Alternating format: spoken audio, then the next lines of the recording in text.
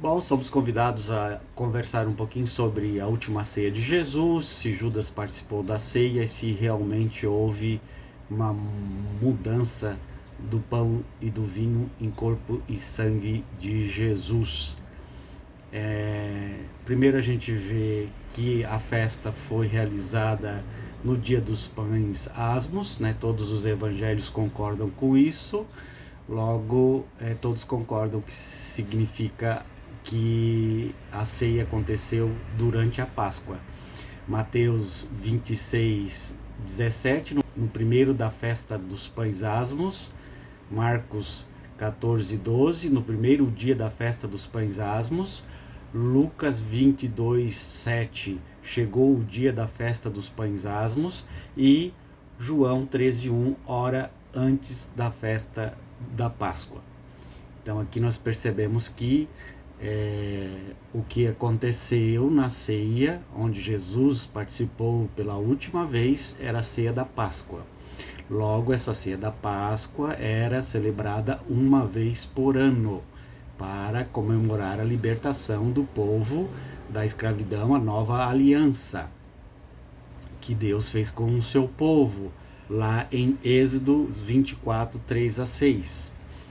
Nós temos lá o acontecimento da nova aliança, onde Deus se compromete com o povo e o povo se compromete com Deus, e, portanto, todos os anos, para lembrar essa aliança, se fazia a festa da Páscoa.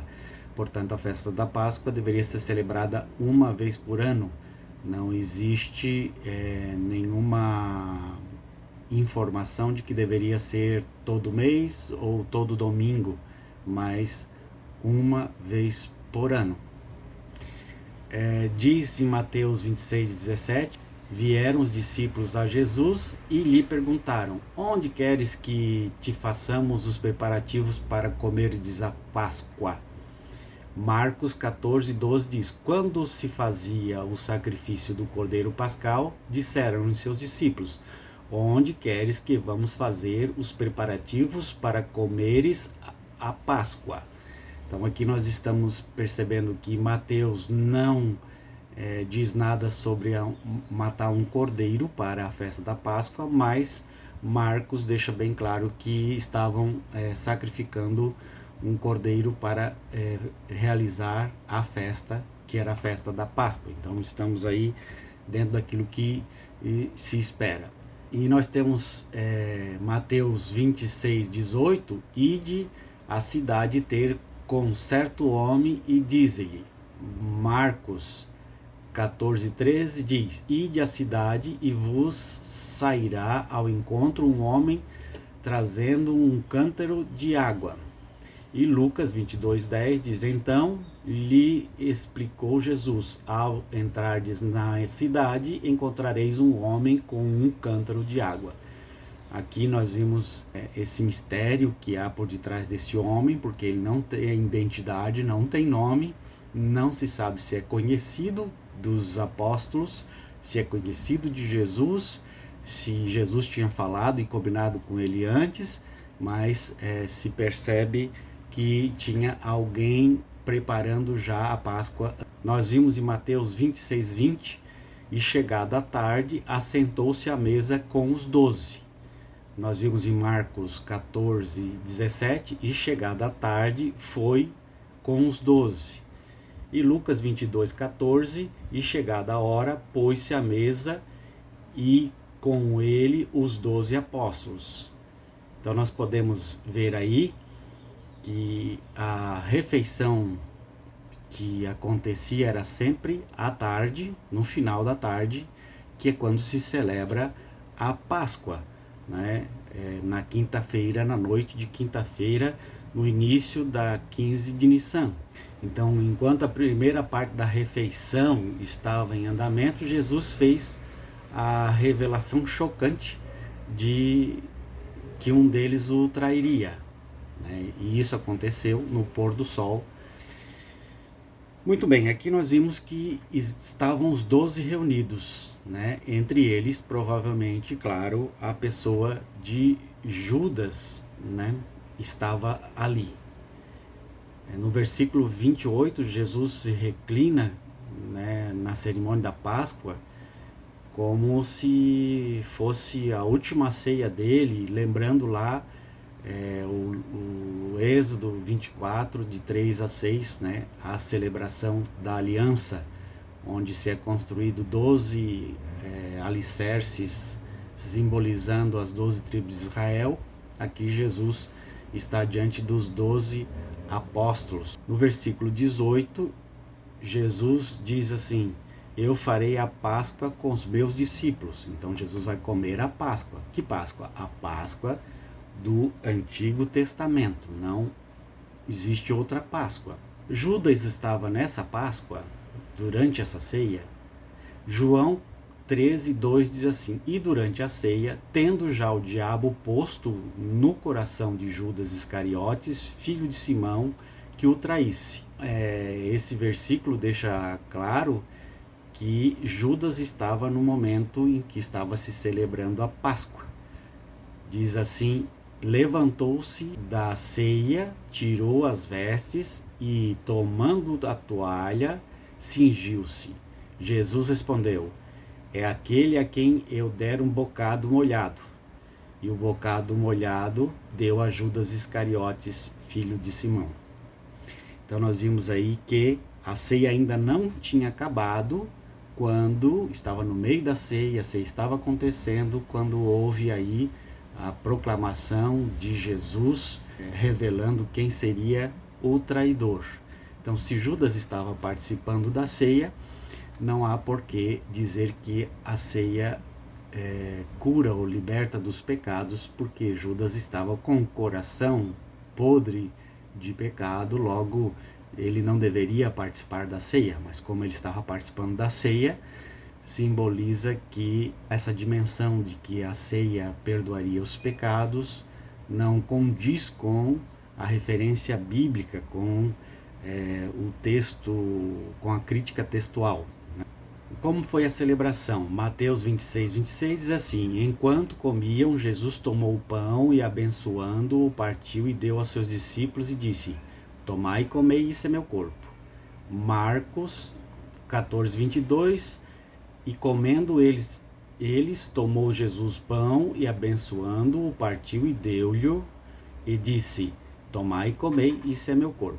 Lucas 22:19, e tomando o pão e dando graças, partiu e deu, dizendo: isto é meu corpo, que por vós é dado. Fazei isso em memória de mim.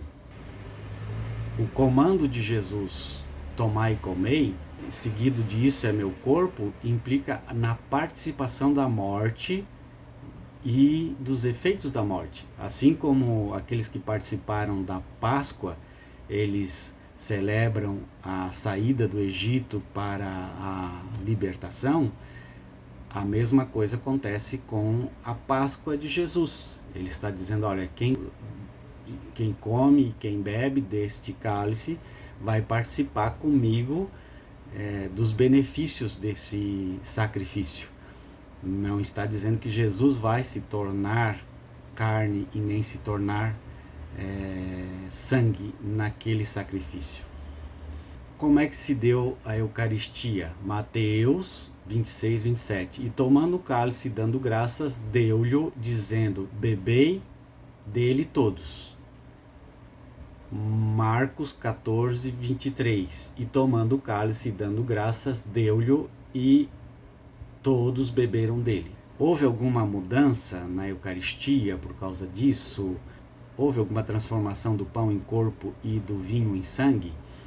O que se pode perceber é que não houve nenhuma mudança. Nós podemos perceber isso também em Mateus capítulo 15, versículo 36, Marcos 8, versículo 6 e João 6:11, que fala sobre a multiplicação dos pães, onde a mesma palavra Eucaristia é usada e não se fala em nenhum momento em transformação daqueles pães em corpo de Jesus. Bom, se após ter celebrado ali a Eucaristia, Jesus ter dito essas palavras, mudou alguma coisa no efeito, houve uma transubstanciação? Como é que aconteceu isso, né? Como nós podemos ver, Jesus aqui ele está falando que quem participa daquela Páscoa está participando da sua morte, das suas promessas. Não que o sangue dele e a carne dele estavam se transformando naquele vinho e naquele pão. Nós podemos ver isso em Mateus 15:36, Marcos 8:6 e João 6:11, que Jesus multiplicou os pães usando a mesma palavra Eucaristia, que é usada aqui em Mateus e em Marcos, e que não houve nenhum enfoque em transubstanciação, em mudança do pão para carne e nem do vinho para sangue, porque não há essa conotação aqui na visão de Jesus, segundo a crítica textual. E será que foi instituído um novo testamento a partir da última ceia de Jesus?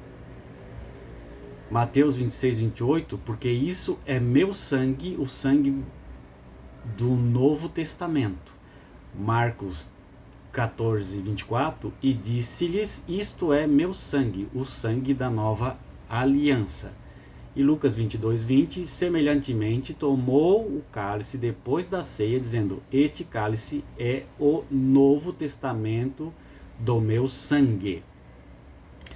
Aqui, caríssimos, nós podemos perceber que em Mateus e Marcos não existe a palavra no grego. No grego, em Mateus, não existe a palavra novo, e foi acrescentado em Mateus, e Lucas também não existe a palavra novo. Isso é um acréscimo. Será que Jesus quis aqui instituir um novo testamento? Nós sabemos que o primeiro testamento é escrito, está escrito, e era isso que se lia lá nas sinagogas. O Novo Testamento deveria ser um texto escrito que Jesus tinha deixado. Jesus deixou esse Novo Testamento escrito?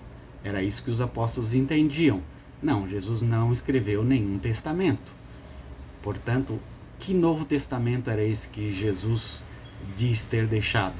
Esse Novo Testamento só surgiu 50, 80, até 200 anos depois de Cristo, é que foram sendo escritos e juntados os textos bíblicos do Novo Testamento para fazer um compêndio aí do que Jesus poderia ter dito, ter falado.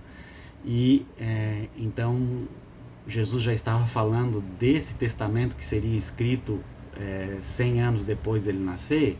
Como é que seria esse Novo Testamento que Jesus fala aqui? A palavra novo é um acréscimo posterior, que se chama-se uma interpolação. Também está lá no texto de 1 Coríntios 23-30, a mesma palavra que está aqui está lá. Este é o cálice do Novo Testamento no meu sangue. O próprio apóstolo São Paulo, ele escreve essa mesma frase no seu texto, provando aí que o Paulo ele não tinha acesso a nenhum testamento ainda em suas mãos, ele não participou da ceia, então ele não poderia estar aqui. Não dá, vou